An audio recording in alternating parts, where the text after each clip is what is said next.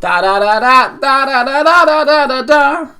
David Marshall. Don't worry, we're not here to talk about Scotland's number one, but I'm still on cloud nine. I make no apologies for it. I am not even going to apologise for that bad singing, but it's been stuck in my head since Thursday. It's not going to wait anytime soon, and neither's this smile because Scotland are going to the Euros. But today we're going to talk about Lucas Fabianski, West Ham's number one, and the reason being, it's because I did a little impromptu video with Tom and Charlie on Friday, and someone said, do we need to sign a new number one in January? Now we're going to forget the January bit. We're going to move it to the summer. Do we need to sign a new number one goalkeeper next summer? My answer, yes, I think we do. I think it's important. As it stands right now, subject to change due to form or injury, if you were to say to me, what position would you like us to spend big on next summer, it would be the goalkeeper. I would like to make the goalkeeper the number one priority heading into the summer. Therefore, why am I talking about in November? Simple. We need to decide who we're going for now. We need our short list of goalkeepers. We need to be scouting them thoroughly, and we need to try and find out what we can afford. How much money have we got? What can we get in? Who can we get in? Because if you get it right, it's worth points. The goalkeeper and the striker, they're the two positions in your team that generally gain you the most points from goals and saving goals. They're the two positions that are probably worth the transfer fee more than any other in the squad. I know it's not as simple as that, but rule of thumb, that's my rule of thumb anyway. Fabianski's shown, just like Robert Green before him, if you spend money on a good goalkeeper, you know what you're getting, you can put him in goal, and you just don't have to worry.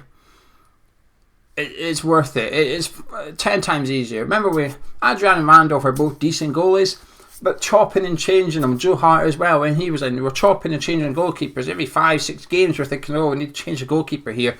It's not good. It's not good for anyone. Not good for your defence. It's a disaster of a situation. Fabianski's showing if you sort it, you can relax, focus on other areas of spending on other areas of the pitch for the future transfer windows.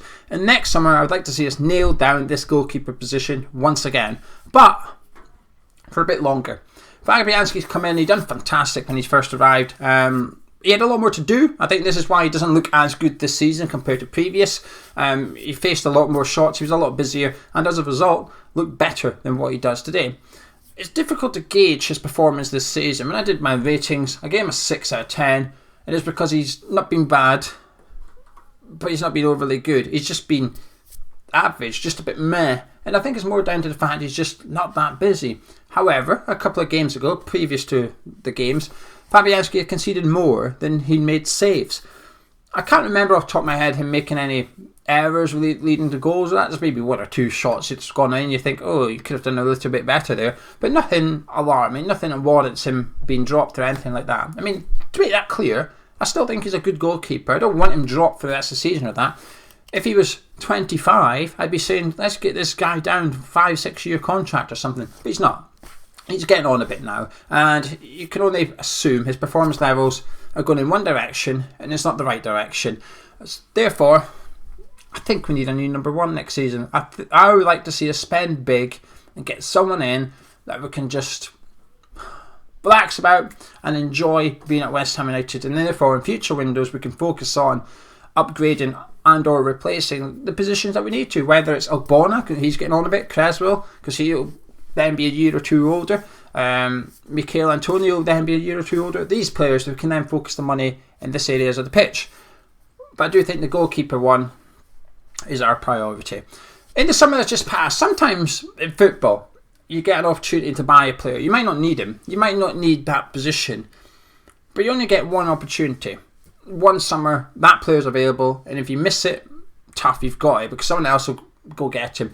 And there's a few players that's like that. When we spoke about it in the summer, Gonzo was saying that theory, it's my theory, but Gonzo was using it for Joe Rodon of Swansea. He's gone to Spurs now, but Gonzo was saying, look, you go get him now, and if you don't, forget it, you're not getting him next year.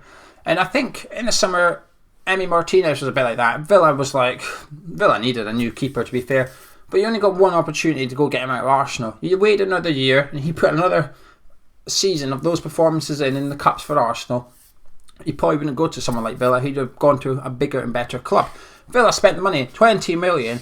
And what was unusual about this transfer for me is that it's usually the buying club that's taking a gamble. The one spending £20 million, getting the chequebook out and £20 million, they're taking a punt. They're spending a lot of money and they're crossing their fingers that transfer is going to pay off, that player coming in is going to work. But there was always this vibe about this transfer, and it's not just me. Anyone that watched Arsenal last season in the Cups knew Martinez was a good goalkeeper. Fantastic ability. How much potential, how far could he go? Don't know, I guess that was Villa's gamble. But you knew Villa were buying a keeper, a good keeper, one that was turning in good performances and possibly deserved to be Arsenal's number one. Villa weren't taking a gamble in the summer. It was Arsenal. Arsenal were taking a punt that Martinez would not be better than Leno this season. That £20 million would look expensive for their substitute goalie. But actually, it's looking like Villa are going to have a bargain on their hands here. Should he continue his performances, because he's been superb so far this season, should he continue to play like this for the rest of the season, Villa have sorted that position for years to come. 20 million looks like a bargain. Happy days. But I do think there was only one summer to go get Martinez. I think Dean Henderson as well, by the way. I think the summer that has passed, I think, was the only summer you could have went and got Dean Henderson from Man United. And I was a bit disappointed, not just at West Ham, but as a West Ham fan, I was disappointed West Ham didn't just try and make it happen. I'm aware we can't. We don't have that much money.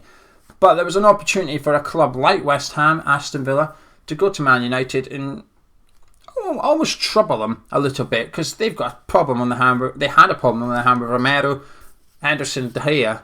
They're too good.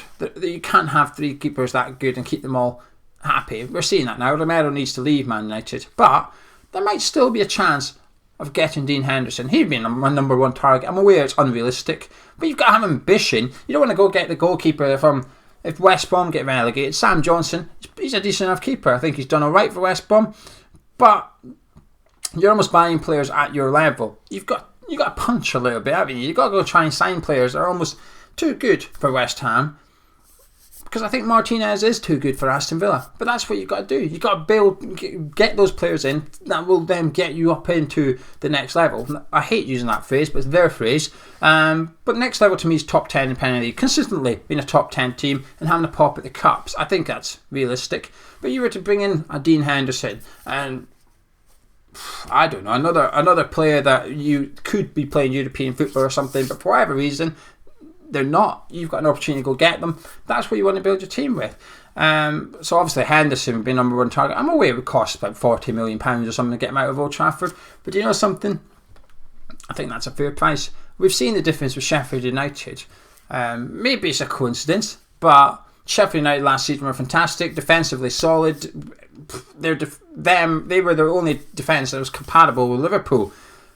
The only player that's missing, I'm aware Jack O'Connell's injured, but the only change to their defence was Dean Henderson leaving and then Ramsdale coming in from Bournemouth, and now they're bottom of the Premier League. It could be second season syndrome or whatever you want to call it. Maybe teams will just suss Sheffield United out. But I do think there's an element of the impact of no Dean Henderson there. He's proven he's worth points, Dean. And I just would like to see West Ham show a little bit of ambition. Getting in a keeper, a top keeper that can sort that position. It doesn't have to be someone we know. If anything, it needs to be someone you and I have never heard of. A couple of years ago when Pellegrini was here, we were scouting Mendy for £2 million. He's just joined Chelsea and looks unbelievable so far. £2 million. You know, the answer was there. So you don't necessarily have to spend big. You just have to spend right. And that's, I should probably have said that at the start of the video rather. Actually, I was talking about spending all the money on the goalkeeper. I should probably have said spend right. Too late now. I don't know how you edit videos. I'd like to spend right on the goalkeeper.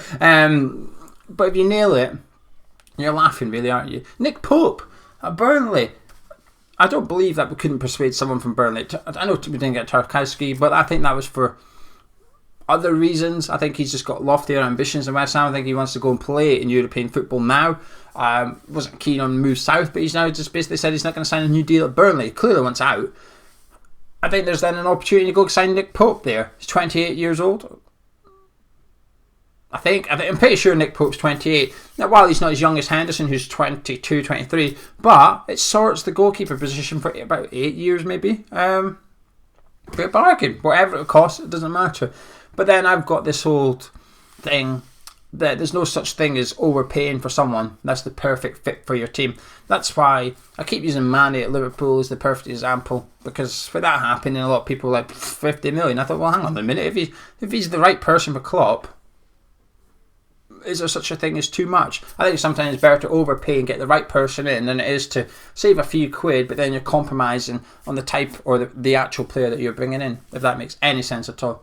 Anyway, I'm going to disappear in a minute. I just wanted to talk about it because I just think the goalkeeper position is something I'd like to see us getting sorted now ahead of the summer, so that come the summer we know who we want to go get, we can bring him in and get him in to replace Lucas Fabianski. In an ideal world, by the way, I think I'd like to keep Fabianski as well. It would probably be Randolph I'd like to sell.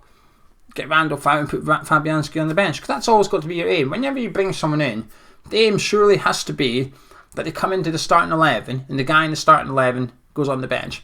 I'm aware it's not as black and white as that, but that's got to be the ambition, the intention. Otherwise, it's a bit meh. It's like the Craig Dawson thing. We've got Dawson in. He's not even made matchday squad yet. Now, I'm sure he will contribute at some point during the season. But the worry is, if he's not played at all and the FA Cup comes round, you know what's going to happen. We're going to play Craig Dawson because we feel obliged to play Craig Dawson. Not because he's good enough, not because there's any benefit to West Ham in it. It's just to try and keep the player happy, when you'd actually be better off playing Alisi if you're going to play a centre-back that's not played all season. I don't know. Maybe that's a topic for another day. Anyway, if you enjoyed this video, somehow it feels a bit all over the shop really. Hopefully I made my point. Basically I want a new goalie. Drop a like on the video, I'll appreciate it. Subscribe if you're around here. About 50% of you that watch these videos haven't subscribed to the channel. It's completely free. And the word subscribe is below the video. It's pretty self-explanatory. Just click it. You're subscribed to the channel. Be appreciated. Anyway, I shall catch you in a bit.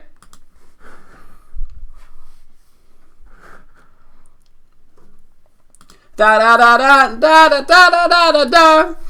David Marshall.